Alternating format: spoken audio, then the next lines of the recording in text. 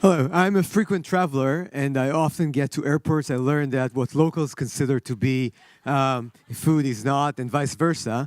In general, airports are pretty risky. When you get into a new airport in a country that you don't know, try to make sure that you don't expect your luggage to turn out. If the locals, for example, desire to take it with them. In that case, I recommend to go to the tourist center.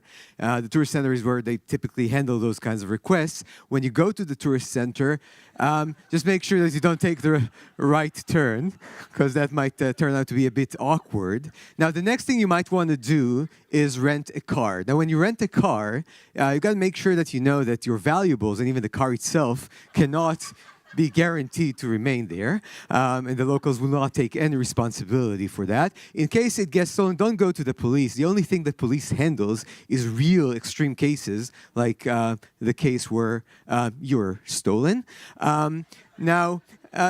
Instead of going to the police, which is typically not very helpful, you might want to ring the alarm. And, I have a certain typical type of alarm that I like to ring. It's called the emergency cock. No, please don't laugh. I'm Jewish, and we have a certain custom that's related to this organ. And actually, we have a better custom. We pierce the ear of the child, and we take the juice out of it, and that's very popular in Asia, by the way, along with some other body extracts. So I do recommend, before you eat stuff in Asia or anywhere else, resort to Wikipedia, or maybe you should eat Wikipedia.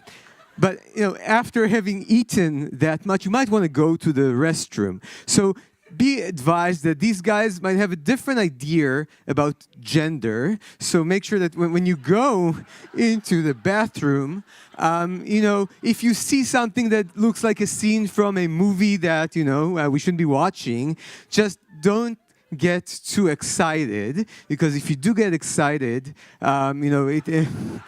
this could be problematic.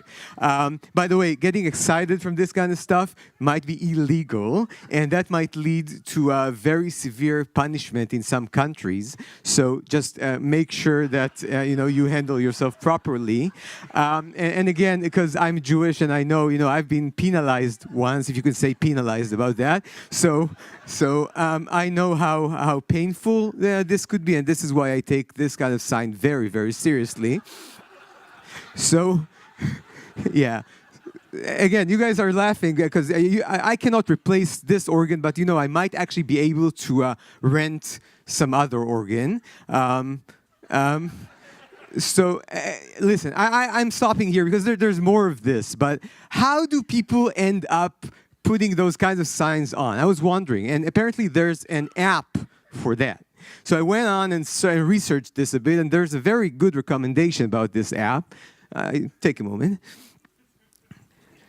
Yeah, it's highly recommended. And by the way, the person, this dog person, is the guy behind this best ever.